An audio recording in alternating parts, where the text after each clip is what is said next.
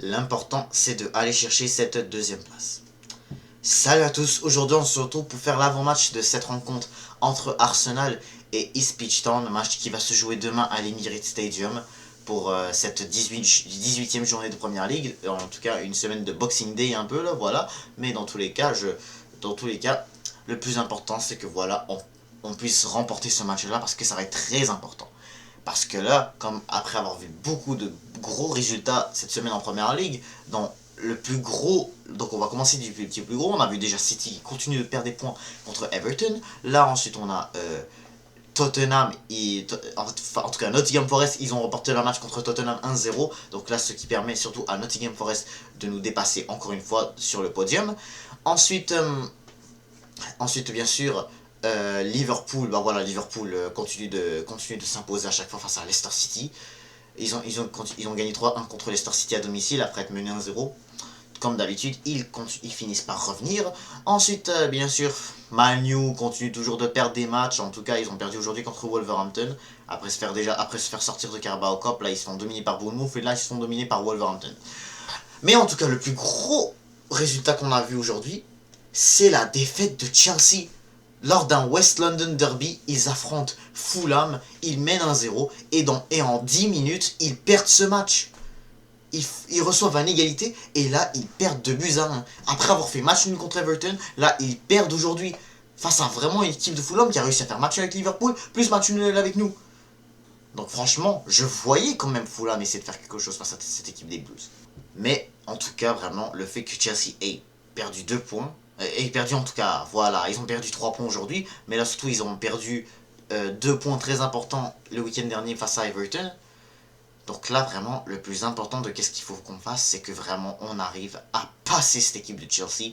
On va à la deuxième place en espérant vraiment que Liverpool, en espérant bien sûr de vraiment gagner ce match-là. Liverpool, et par la suite là on se concentrera sur les hommes de Arne Slot. Mais là, les hommes de Enzo Maresca ont perdu leur match aujourd'hui à Stamford Bridge face à une très bonne équipe de Fulham, leurs rivaux vraiment du West London.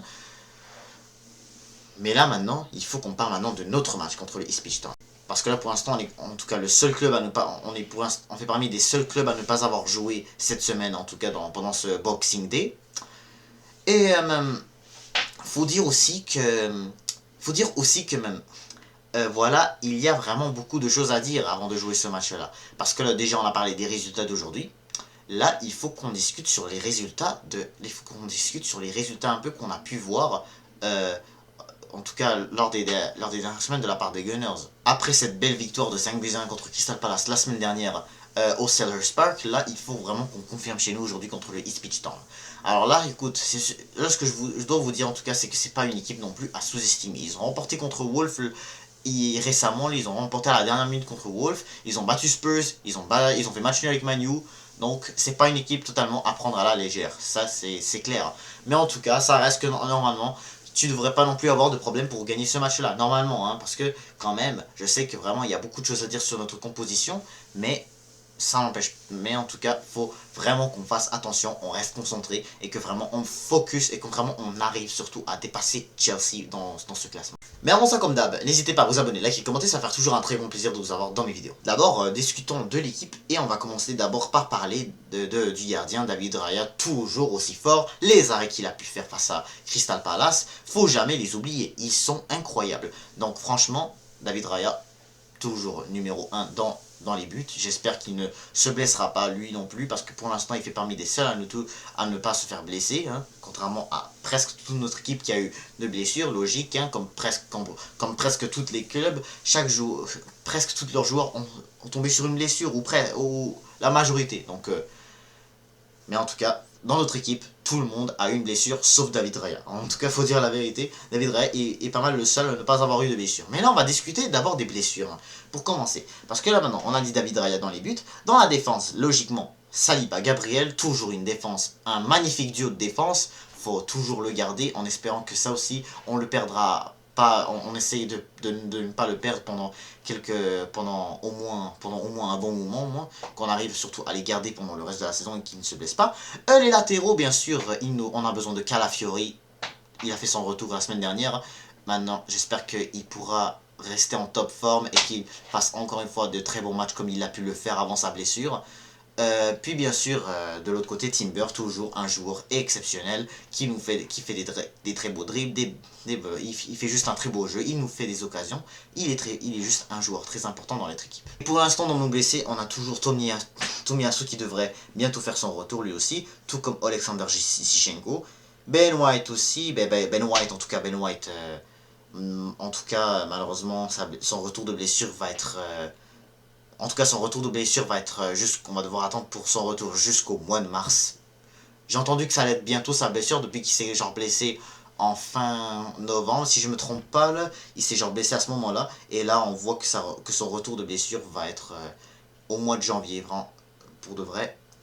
Pas au mois de janvier, mais au mois de mars. Parce que me semblait l'avoir vu son retour au mois de janvier. Mais là, en tout cas, ça commence à être vraiment dur ce qui lui arrive. Donc là, il faudra attendre jusqu'au mois de mars 2025. Il fera son retour. Et pour Zichenko et Tomiyasu, il devrait revenir bientôt. J'espère, hein, parce qu'on aura quand même besoin de quelques changements pour notre défense, surtout les latérales, hein, en tout cas. Mais sinon, au milieu maintenant, il nous faut Martin Odegaard, logiquement, toujours un magique joueur, vraiment un joueur vraiment magique, avec les assists qu'il a fait la semaine dernière contre Crystal Palace en Carabao Cup. Il est toujours important, c'est toujours un joueur très important. Bien sûr, Declan Rice, toujours aussi, avec son but exceptionnel qu'il a mis contre Crystal Palace, il a besoin encore de sa chance. J'espère qu'il pourra continuer d'avoir une très bonne forme après son retour de blessure.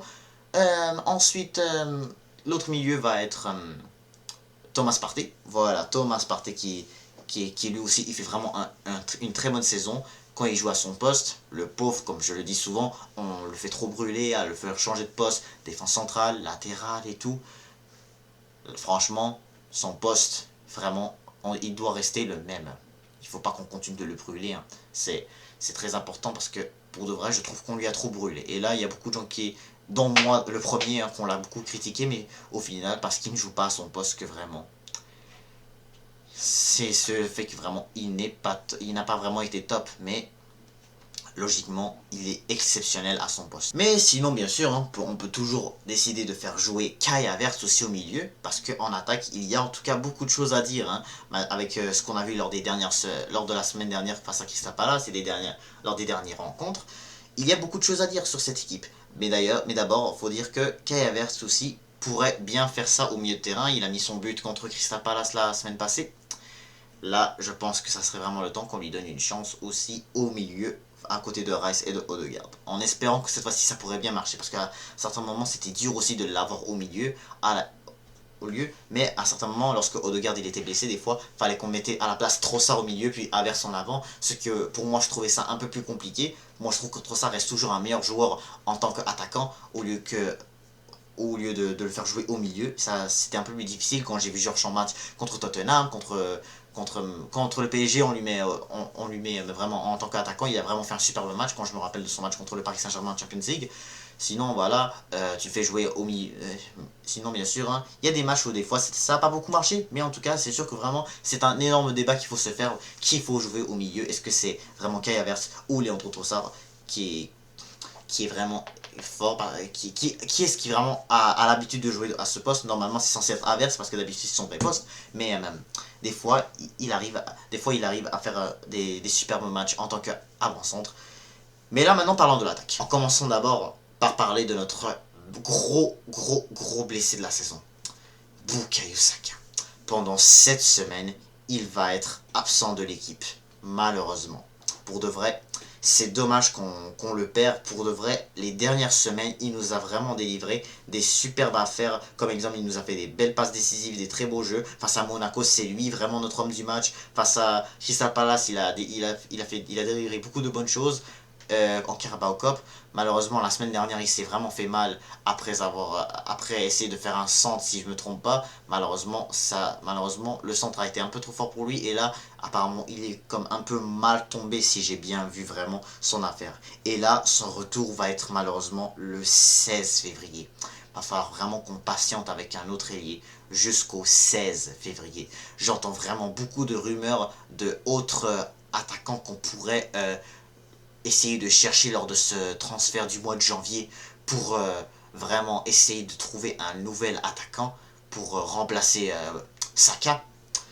Mais en tout cas, parce que c'est vrai qu'en même temps, on a entendu aussi que même Raheem Sterling va pas pouvoir être présent pendant je ne sais pas quand. Lui, par contre, je sais que Bukayo Saka s'en retrouve va être le 16 février, ce qui est pas mal confirmé lorsque je vois vraiment les blessures.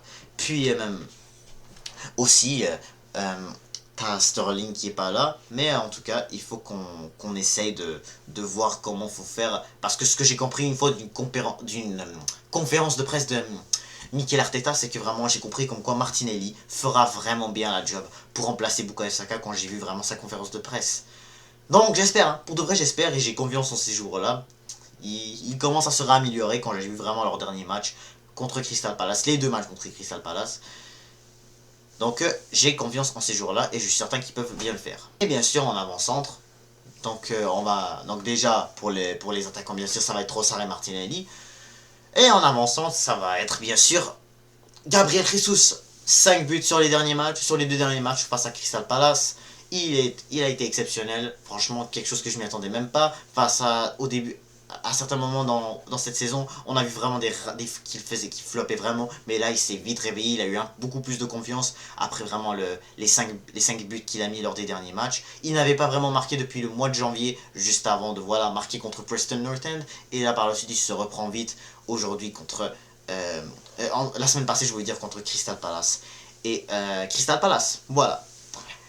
Donc, franchement, je sens qu'il est vraiment en top forme. Et j'espère qu'il pourra rester comme ça pendant au moins pendant vraiment longtemps, pendant au moins le reste de la saison. J'espère que vraiment il ne se blessera pas lui non plus. Et il reste vraiment en top forme. Il rate pas des bonnes occasions, il floppe pas, il fait pas des mauvaises passes, etc.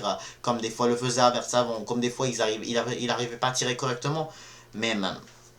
Là, je pense qu'il a vraiment de la confiance. Donc vraiment, c'est vraiment quelque chose qui peut devenir très inquiétant, hein, le fait que Bukayo Saka n'est pas là pendant les prochaines semaines. Il va falloir qu'on se débrouille vraiment. En tout cas, ni Sterling, il est là. Hein. Pourtant, Sterling qui a vraiment flop avec les Gunners récemment. Mais ça montre que vraiment, il faut qu'on essaye de vraiment se montrer fort parce que vraiment Bukayo Saka ne sera pas là pour vraiment être là et changer notre match hein, comme il l'a fait souvent lors des dernières semaines, mais ce qu'il faut faire lors de son absence, c'est que en tout cas il faut que nos ailiers vraiment soient en top forme pendant au moins les 7 semaines qui nous restent, sans bien sûr notre Starboy, mais aussi bien sûr, les matchs qui vont arriver par la suite, voilà, les demi-finales de Carabao Cup, notre match contre Manchester United dans la FA Cup, bien sûr les autres matchs de Première Ligue qui vont être immenses par la suite. Brentford à l'extérieur, ça va être vraiment pas simple par la suite en 2025. D'ailleurs, ça va être notre dernier match de l'année 2024 demain contre Crystal Palace. Ensuite, bien sûr, tu auras le match face à. En plus, bien sûr, tu auras des matchs face à Brentford. Brighton aussi, ça va être très compliqué. Brighton, je suis sûr. Ensuite, tu auras le match contre Tottenham, contre Aston Villa à l'Emirates lors de ce mois de janvier. Ensuite, tu auras Girone en Champions League avec le Dynamo Zagreb, qui ce sera vraiment des matchs où est-ce qu'il faudrait absolument gagner pour qu'on puisse terminer en LDC dans le top 8 avant les huitièmes de finale. Donc franchement, ça reste quand même des matchs très importants hein, qu'il faudrait vraiment qu'on s'impose. J'espère qu'on va pouvoir garder cette belle forme qu'on a pu avoir depuis vraiment que Gabriel Jesus soit en top forme aussi. J'espère que vraiment ça va rester comme ça parce que vraiment voilà les matchs vraiment décevants qu'on n'a pas pu vraiment l'emporter face à Fulham et Everton. Pour de vrai, ça aurait été vraiment génial qu'on puisse gagner ces deux matchs-là. Puis voilà, par la suite, voilà, par la suite vraiment t'as pu réussir à faire des très beaux matchs par la suite, voilà. Après notre 3-0 contre Forest, notre 5-2 contre West Ham, et là maintenant 2-0 contre Manu, 5-1 contre Sporting en Champions League, 3-0 contre Monaco. Donc pour de vrai, on a vraiment eu des résultats. C'est juste vraiment ces deux matchs-là vraiment qui ont vraiment pu gâcher un peu notre belle forme, on peut dire, parce que c'était des matchs que tu pouvais gagner, que tu avais vraiment la chance de l'emporter, mais malheureusement, ça n'a pas du tout été le cas, parce qu'il faut dire que c'était des équipes qui ont très bien défendu aussi, Fulham et Everton. Faut pas les sous-estimer, bien sûr, mais Et normalement, on devait gagner ces matchs-là. Mais la vérité, pour ce match contre le Ipswich Town, faudrait bien qu'on termine l'année 2025 avec 2024, excusez-moi, avec une victoire. En 2025, il faudrait aussi bien qu'on commence contre Brentford. Mais là, terminons bien l'année 2024 avec au moins une victoire. Et je vois bien nos Gunners l'emporter. On va peut-être aller sur le score de 4 buts à 1. Je pense qu'on pourrait vraiment avoir un match très facile, malgré qu'il ne faut pas les sous-estimer. Ipswich Town, mais pour moi, je pense que nos Gunners vont pouvoir être en top forme et bien jouer demain soir contre Ipswich Town à l'Emirates Stadium. On ne devrait pas avoir de problème, c'est notre terrain. Donc, franchement, je vois bien nos Gunners s'imposer sur un très gros score. Comme on l'a fait la semaine passée contre Crystal Palace, j'ai trouvé qu'on a vraiment été exceptionnel. Donc, je pense qu'on pourrait faire pareil demain contre cette équipe de Ipswich Town. Donc, c'est la fin de ces dérives. N'hésitez pas à vous abonner, liker, commenter, et je vous dis à toutes.